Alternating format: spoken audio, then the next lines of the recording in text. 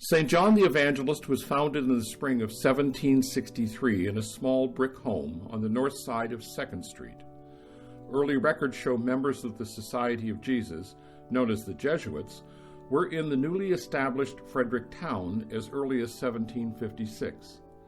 By 1763, because the penal laws were in place prohibiting Catholics from openly worshiping in public and building churches, the Jesuits used the second floor of this house for the first Catholic chapel in what would become Frederick County. In 1773, due to political pressure in Europe, Pope Clement XIV suppressed the Jesuits. It was during the suppression that Bishop John Carroll, the first bishop of the newly established Diocese of Baltimore, appointed Reverend John Dubois as pastor in Frederick. Father Dubois laid the cornerstone for our second church. This cornerstone simply read, "The first stone of St. John's Catholic Church was laid by Reverend John Dubois on the 15th day of May, 1800. Father Dubois went on to found Mount St. Mary's College and Seminary, now Mount St. Mary's University, in Emmitsburg, before he was appointed the third Bishop of New York. The Jesuits were restored in 1806. St. John would see its campus expand greatly under the leadership of Reverend John McElroy, who was appointed in 1822. He would remain at St. John's for 23 years.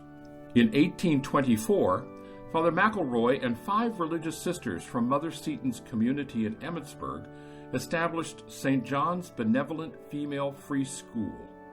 In 1846, the Visitation Sisters arrived and renamed the school Visitation Academy. Father McElroy also founded St. John Literary Institute, a college prep school for boys. The school was founded in 1828 to rival Georgetown Prep in Washington, D.C. By 1830, the second church building, built by Father Dubois, was not able to meet the demands of a growing Catholic community. Father McElroy made the difficult decision to build yet another new church. John Tahan, a local architect, was hired. He designed the church after the Gardenyard Street Church in Dublin, Ireland. The 1800 church would later be added to the Jesuit novitiate also built by Father McElroy, which stood on 2nd Street until 1902. The Frederick novitiate closed in 1902, and the Jesuits moved to New York. Here's an interesting side note. The original replacement novitiate building is now New York's famed Culinary Institute of America. But let's come back to Frederick. Our current church was consecrated on April 26, 1837. It was the first consecrated church in the newly elevated Archdiocese of Baltimore, and when it was built, it was the largest parish church in the 13 original colonies. Father McElroy was reassigned, moving on to serve as a chaplain in the United States Army. In 1863, he became the founder of Boston College. Our church, as well as many of the churches in downtown Frederick, were pressed into service as hospitals during the Civil War. Both Visitation Academy and the Jesuit novitiate served as hospitals. There is a belief that St. John served as a prison for Confederate soldiers, and when you look at the height of our windows, you can understand why. It would be difficult to escape from here. Years ago, the parish refurbished the organ and discovered that there was graffiti in the plaster behind the organ. This graffiti, some believed, was etched by soldiers who had been held in the choir loft. Unfortunately, a later renovation made the graffiti no longer visible. That is a taste of our history. So much has happened here. We stand on the shoulders of men and women who have passed on the faith to the next generation.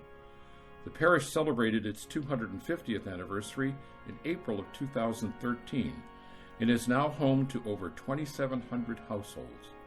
We are the mother church of Frederick County, and our history is a rich and colorful one. Our history provides a strong foundation for where we are today and where we will be in the future. Hello, I'm Father Kevin Farmer, pastor of St. John the Evangelist.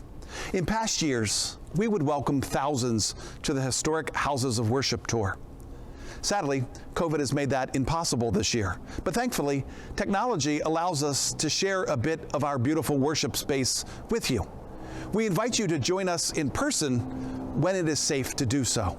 Before we enter our church, let's take a look at the front of the church that is sadly fading as a result of time. High above the front doors, you might notice an 11-foot depiction of St. John the Evangelist. On the left side of St. John is his symbol, an eagle. To the right is an angel holding a tablet.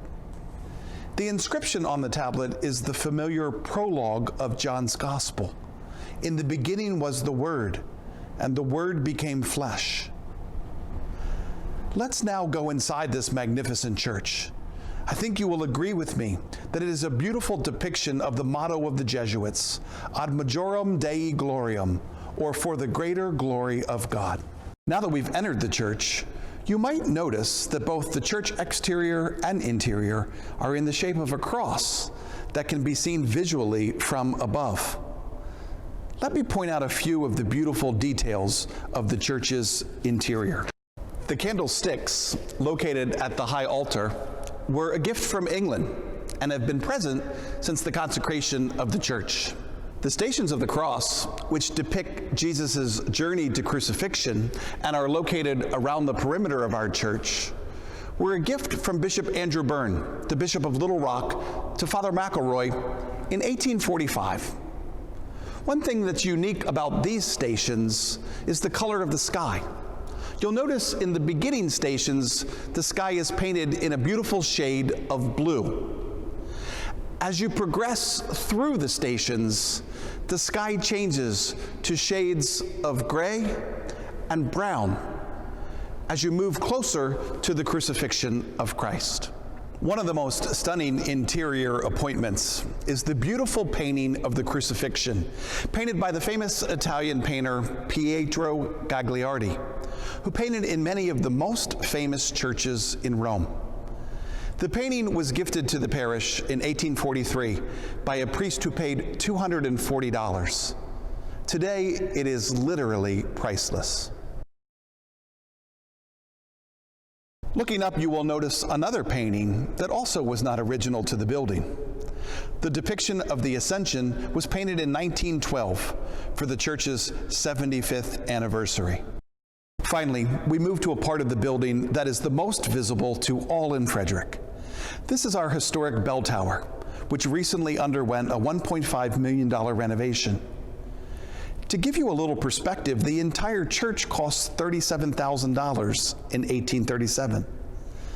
The bell tower is one of the spires of Frederick, and at 140 feet is the tallest of those spires, lovingly restored, along with the original 3 bells that now call us to prayer throughout the day and night.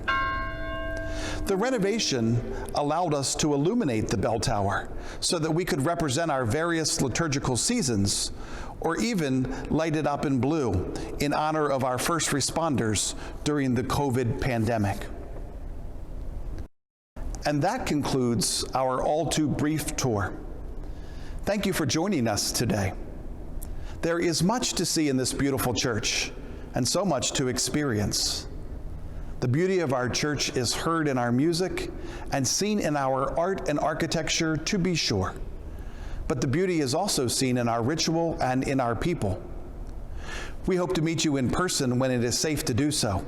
But until then, may God bless each of you in the new year.